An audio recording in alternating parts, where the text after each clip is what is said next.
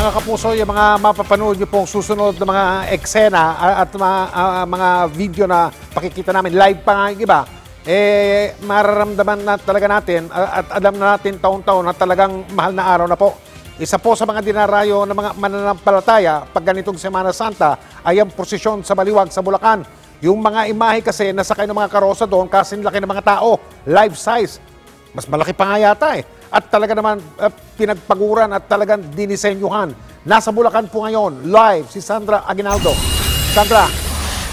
Yes, Mike, tama ka, no? Talagang kung minsan umaabot ng 6 feet pala yung imahe na ipinoprosesyon dito. At kanina, pasado alas 6, nagsimula yung prosesyon dito sa Baliwag, Bulacan. At isa ho sa mga dahilan kaya dinadayo nga itong lugar na ito dahil doon sa naglalakihang imahen na pinoprosesyon. 109, Mike, yung karosa, pero marami dito, hindi lang isa yung religious image na nakasakay dahil merong karosa na pinapakita yung isang tagpo sa pagpapakasakit ni Kristo. Nalaman ko na hindi biro ang mag-alaga ng mga imahe na ito. Nakilala ko nga dito ang isang residente na may 10 karosa na ipinuprosesyon. Narito ang aking report.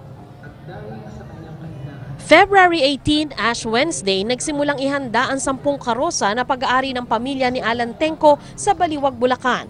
Kinumpuni ang mga karosa, niretouch ang pintura ng mga imahen, pinatahi ang kanilang kasuotan, at pinag-isipan pati ang kulay ng mga bulaklak. Ilan sa mga karosa mula sa tagpo na inilarawan sa Biblia, gaya ng pagpasok sa Jerusalem at paghahampas kay Jesus sa Haliging Bato. Ma'am, ito, Queen Elizabeth I, ang theme o concept na napili ngayong taon na ito. Tapos mga bulaklak, mga ibang dekorasyon, ma'am, sumunod na rin po sa theme. Ito isa, si Jesus at ang Samaritana. Yan. Ano naman po ang konsepto dito? Ma'am, ito ay Jewish costume ang concept na ginamit po. 100 taon na ang imahen na ito. Ito naman ang karosang tinawag na pagtatanggal kay Jesus mula sa krus. Merong 19 na characters. Nasa harap ang Birheng Maria at si Jesus. Nasa likod naman ang iba pang biblical character na bahagi ng pagpapakasakit ni Jesus. Humahalimuyak din sa pabango ang bawat karosa. Piyadong hindi biro ang gastos, pero sabi ni Alan, hindi siya nagkukwenta. Yun lang, hindi kayo magkakasakit, ang buong pamilya ninyo, at ligtas kayo palagi, napakalaking blessing na ma'am yun. Saka ma'am, pag talagang inaalagaan mo sila, parang hindi mo naman kinukwenta yung para sa kanila. Kung noong unang panahon, 15 lamang ang isinasamang karosa sa prosesyon dito, ngayon 109 ang kasama. Sa Biyernes Santo naman, 111 na karosa ang ipoprosesyon. Hindi naman pwede ka magdagdag ng hindi may permiso. Ang dahilan ay ayaw namin na may inuulit na imahen. Ito yung mga makikita natin na tagpo, talagang ang nilalarawan ay yung galing sa Biblia. Hindi lang prosesyon ang dinadayo dito, kundi pati ang parokya ni San Agustin na itinatag noong 1734. Orihinal pa ang istruktura ng simbahan, pati ang kumbento nito na meron pang orihinal na ukit sa dingding. Isa rito ang inukit na imahe ng puso na simbolo ni San Agustin.